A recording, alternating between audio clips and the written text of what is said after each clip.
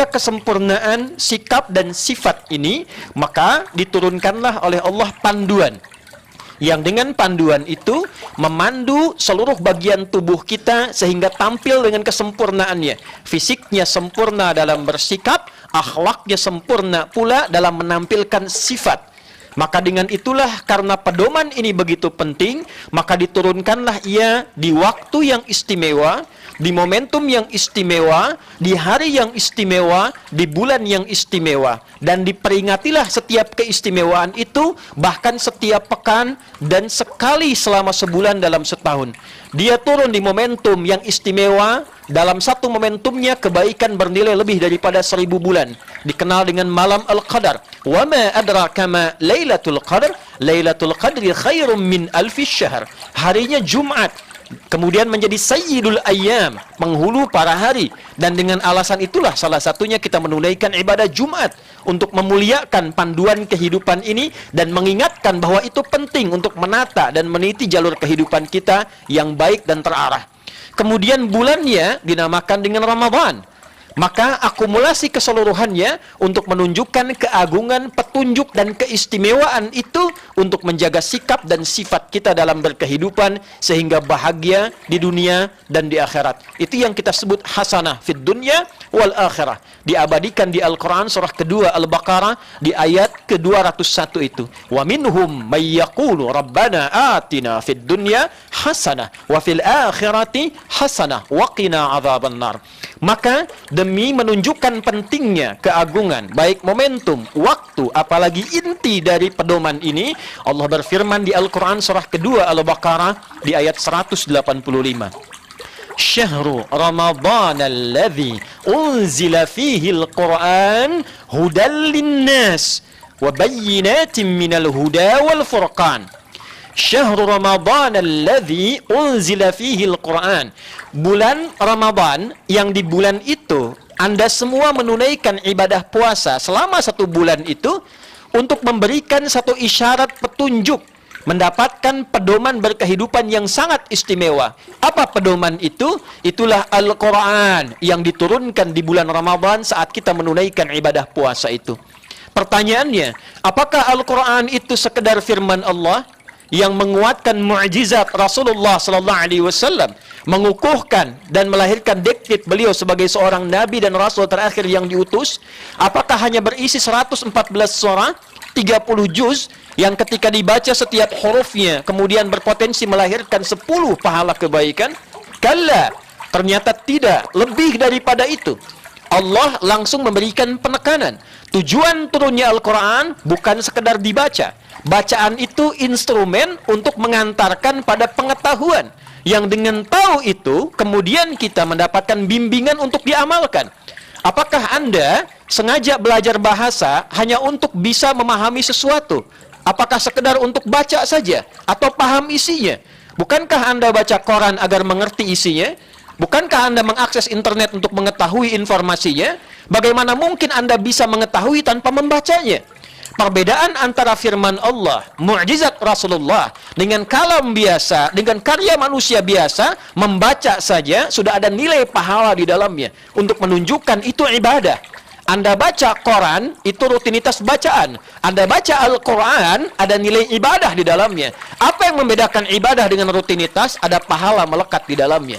Tapi poinnya adalah, bacaan itu mengantarkan kepada terbukanya akses informasi. Data diolah menjadi informasi, informasi diolah menjadi knowledge, knowledge kemudian membimbing bagian tubuh kita untuk berperilaku. Nah, semua akumulasi itu disimpulkan oleh Al-Quran dengan satu kata saja. Hudan namanya. Hudan linnas. Perhatikan perbedaan antara penegasan di dalam Al-Quran bagi setiap wahyu berupa kitab yang diturunkan pada setiap nabi sebelum Nabi Muhammad sallallahu alaihi wasallam, baik bentuknya suhuf, lembaran-lembaran, ataupun langsung disatukan menjadi kitab, pedoman yang dibawa berkehidupan. Nabi sebelum Nabi Muhammad sallallahu alaihi wasallam, seluruh bentuk akumulasi panduannya itu hanya diarahkan membimbing umat tertentu saja, regionnya saja, di lokal domestiknya saja.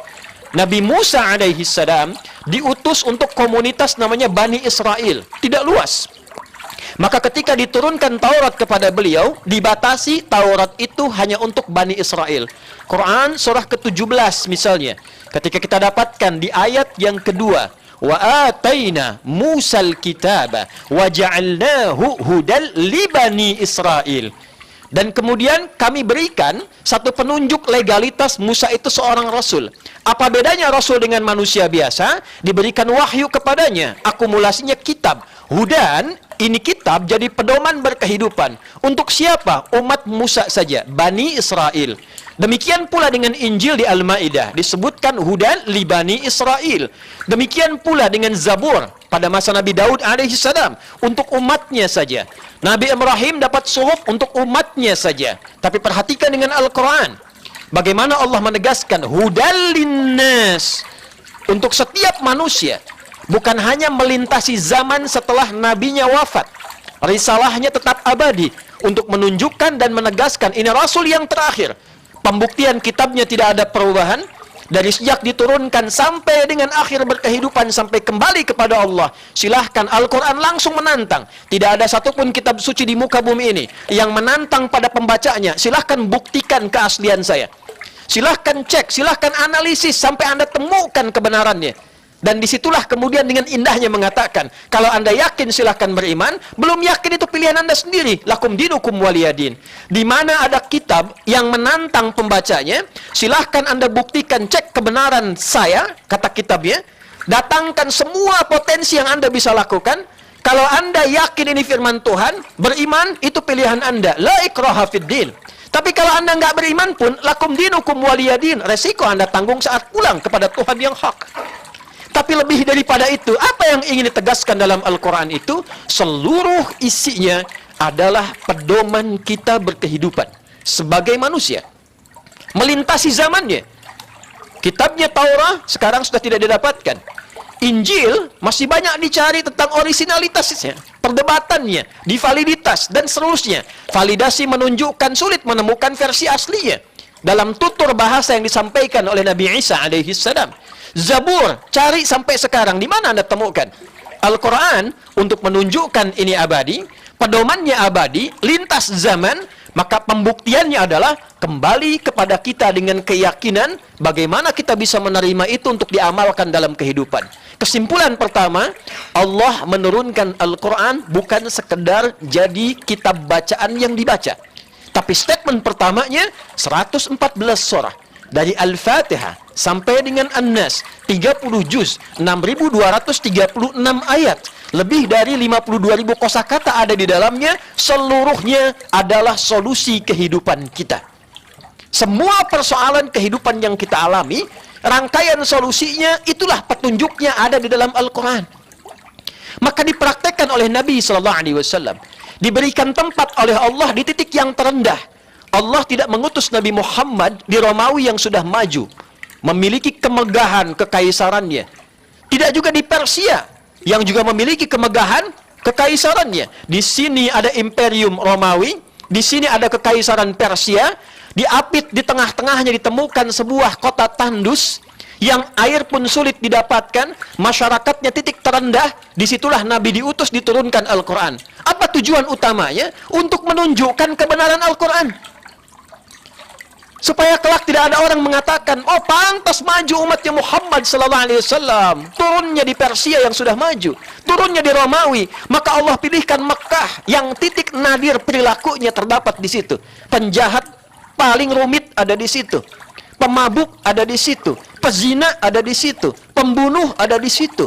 Sehingga disebut dengan jahiliyah.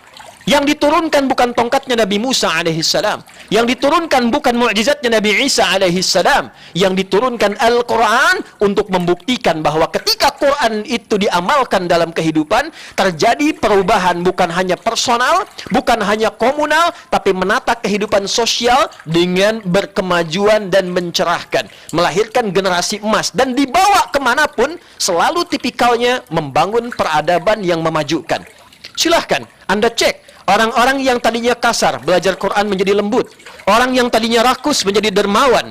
Orang yang tadinya tertinggal menjadi maju ke depan. Orang-orang yang tadinya lekat dengan kriminal, sekarang orang-orang yang paling baik yang dikenang sepanjang zaman, melintasi zamannya. Siapa yang kenal dengan Umar bin Khattab sebelum masuk Islam? Bagaimana perilakunya? Bagaimana kemudian Abu Dzar Al-Ghifari? Bagaimana kemudian Khalid bin Walid? Silahkan gali setelah mereka masuk Islam. Berapa kekayaan Uthman sebelum masuk Islam? Berapa kekayaannya setelah mengamalkan Quran?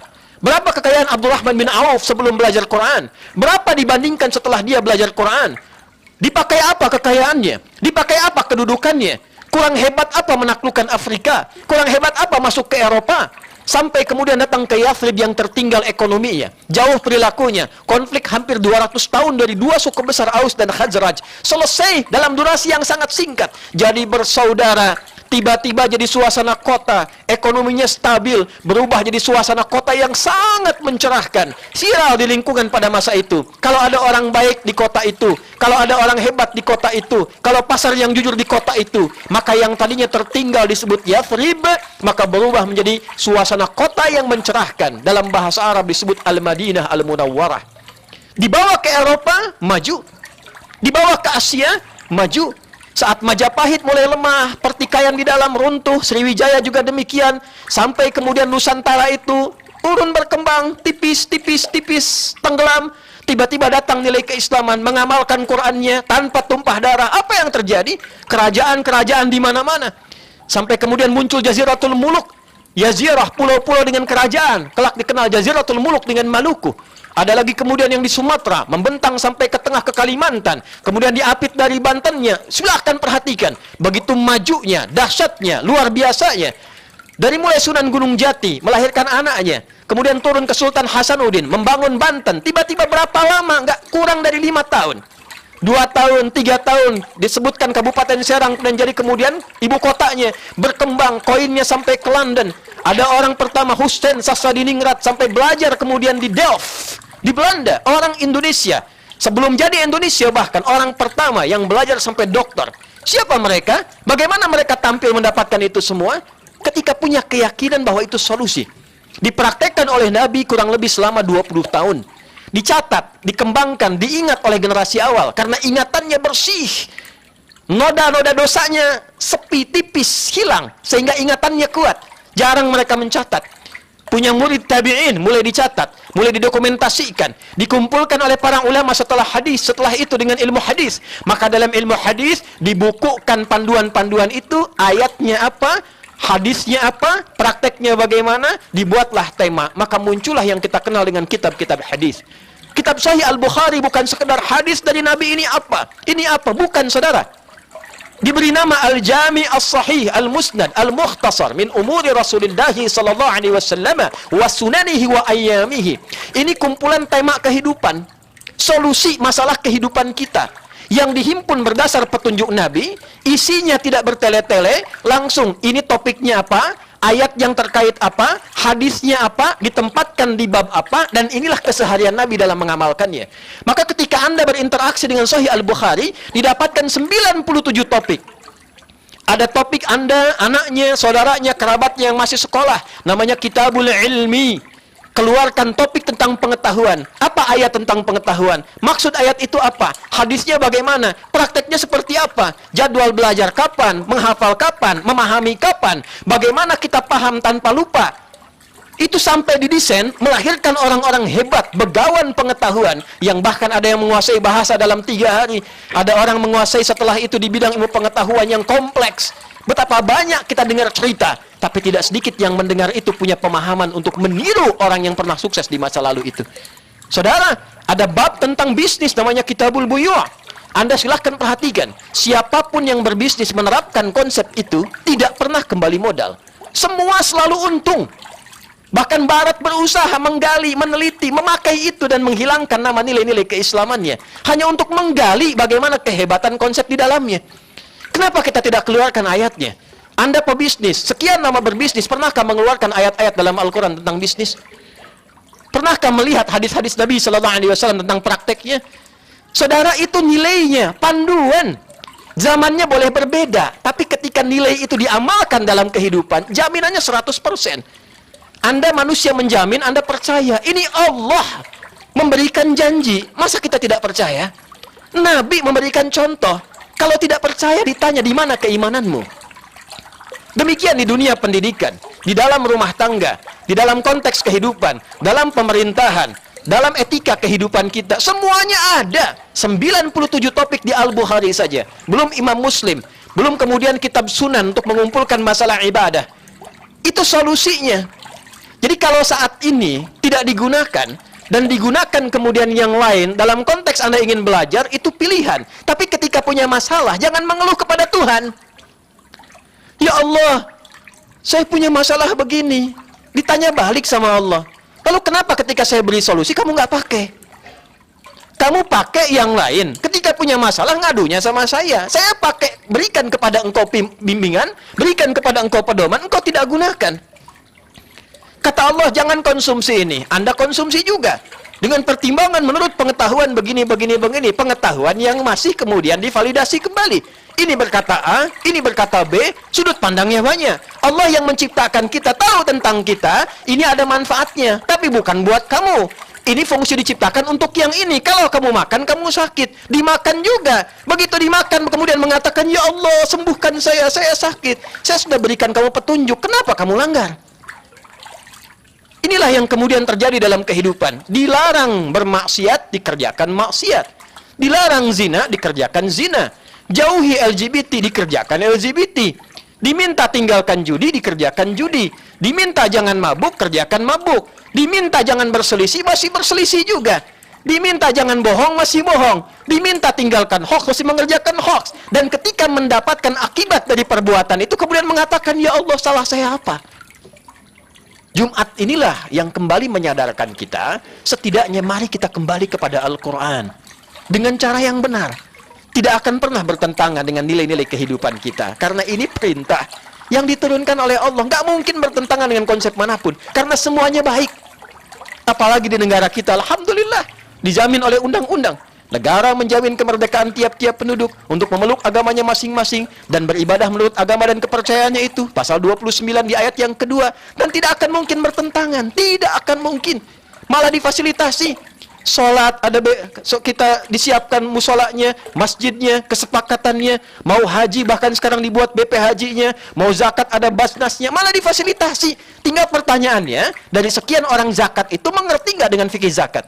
Sekian orang sholat dengan banyak masjidnya, ratusan ribu, musolanya, paham nggak tentang bacaan yang kita kerjakan dalam sholat? Jangan-jangan selama ini rukuk, sujud, nggak ngerti yang dibaca. Bagaimana sholat bisa mencegah perbuatan keji dan mungkar, sementara yang dibaca itu tidak dipahami? Kenapa dulu orang baru baca Al-Fatihah langsung jadi baik? Kenapa Ali bin Abi Thalib dengar azan langsung bergetar? Kenapa Abu Bakar As-Siddiq dengar takbir langsung gemetar dan menangis? Karena tahu isinya. Betapa kita hidup belasan puluhan tahun untuk sekedar Al-Fatihah saja belum sempat punya waktu untuk menggalinya. Saudara, Jumat ini dikatakan berkah. Berkah itu artinya ziyadatul khair wastimraruhu. Bertambahnya nilai kebaikan dan konsisten menjaga itu sampai wafat. Maka cara untuk baik, kembalilah kepada tuntunan yang telah Allah berikan, contohkan, dan dipraktekkan dalam kehidupan. Tidak ada sejarahnya. Tidak ada sejarahnya. Orang mengamalkan Quran itu tidak maju, nggak ada sejarahnya. Tidak baik, nggak ada sejarahnya. Ahli Quran yang benar boleh jadi apapun. Tidak harus Anda menjadi seorang ustadz semuanya, kiai semuanya. Silahkan Anda jadi insinyur, silahkan Anda menjadi pegawai, silahkan jadi bisnismen, silahkan jadi apapun yang Anda inginkan dalam kehidupan.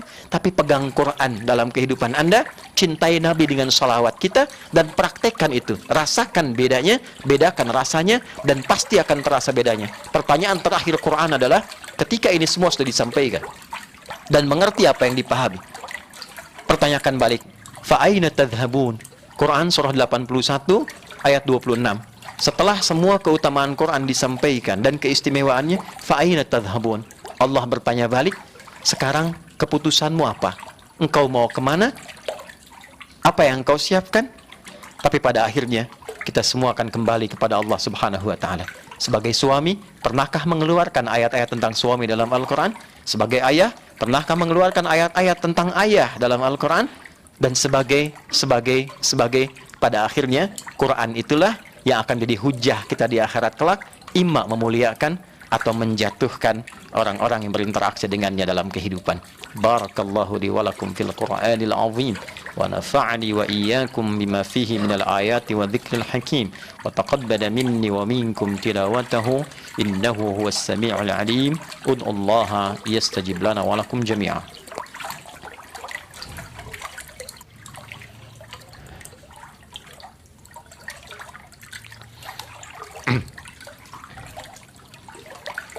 الحمد لله والصلاة والسلام على رسول الله نبينا وسيدنا محمد بن عبد الله وعلى آله وصحبه أجمعين ومن والاه أما بعد فيا عباد الله أحباب الله وأحباب رسوله صلى الله عليه وسلم أوصي نفسي وإياكم بتقوى الله فقد فاز المتقون فلا تموتن إلا وأنتم مسلمون فقال تعالى يا أيها الذين آمنوا اتقوا الله حق تقاته ولا تموتن إلا وأنتم مسلمون.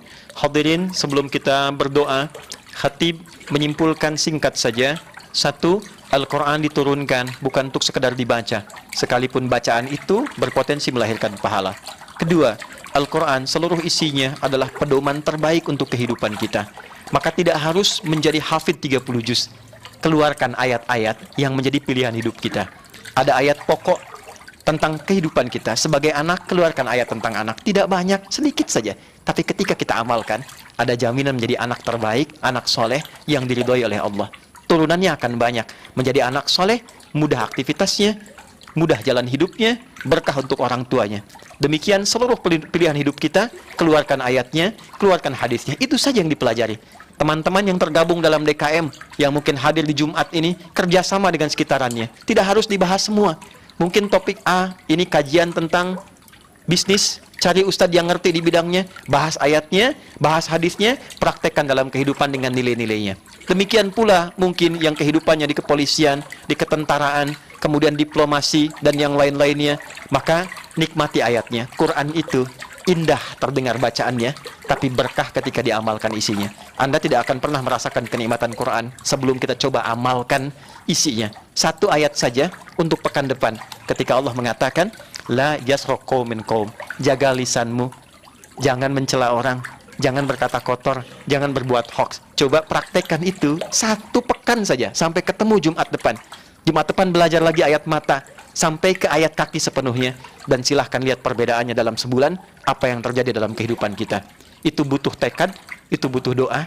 Karena itu mari kita berdoa, mudah-mudahan dengan doa ini memudahkan langkah kita untuk berubah sebelum kita kembali kepada Allah Subhanahu wa taala dalam kematian. Qala ta'ala innallaha malaikatahu yusalluna 'alan nabi ya ayyuhalladzina amanu sallu 'alaihi wa sallimu taslima. اللهم صل وسلم وبارك على هذا النبي الكريم الرسول الأمين نبينا وسيدنا محمد وعلى آله وصحبه أجمعين وذرياته وأمته إلى يوم الدين. اللهم نحمدك حمدا شاكرين حمدا ناعم حمدا يوافي نعمه ويكافئ مزيده. يا ربنا لك الحمد ولك الشكر كما ينبغي لجلال وجهك الكريم ولعظيم سلطانك.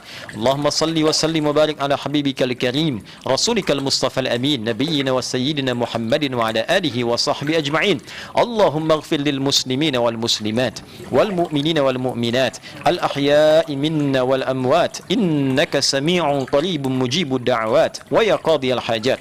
ربنا لا تدع لنا في مقامنا هذا ذنبا إلا غفرته. Ya Allah, jika ada pendosa di Jumat ini, jangan biarkan ia meninggalkan Jumat ini kecuali Engkau telah ampuni seluruh dosa-dosanya. Wala hamman illa farajtah, jika ada yang tengah merasakan kegelisahan, jangan biarkan ia meninggalkan Jumat ini kecuali Engkau telah tenangkan keadaan hatinya. Wala dainan illa qadaitah, jika ada di antara kami yang terluput oleh hutang piutang, terhimpit dan sulit hidupnya oleh hutang piutang, maka limpahkan rezeki kepadanya untuk melunasi hutang-hutangnya. Wala asiran illa yassartah, jika ada di antara kami yang tengah mengalami kesulitan, apapun itu, dengan keikhlasan Jumatnya mohon angkat dan hilangkan segala kesulitannya. Wala maridan illa syafaitah, jika ada di antara kami atau kerabatnya, koleganya, ya Allah yang diuji dengan penyakit seberat apapun, maka dengan keikhlasan Jumatnya angkat, hilangkan segala penyakitnya ya arhamar rahimin. Allahumma hafadz biladana Indonesia waj'alha baldatan thayyibatan wa anta tardaha. Ya Allah, mohon jaga dan cintai negeri kami Indonesia. Satukan dalam kebaikan, wahfad umara'aha waj'alhum udala liyukhaffifu hisabahum yaumal qiyamah. Dan mohon berikan hidayah kepada para pemimpinnya di level manapun agar bersikap adil dalam seluruh kebijakan dan keputusannya yang meringankan hisab mereka di hari kiamat kelak. Allahumma hfadh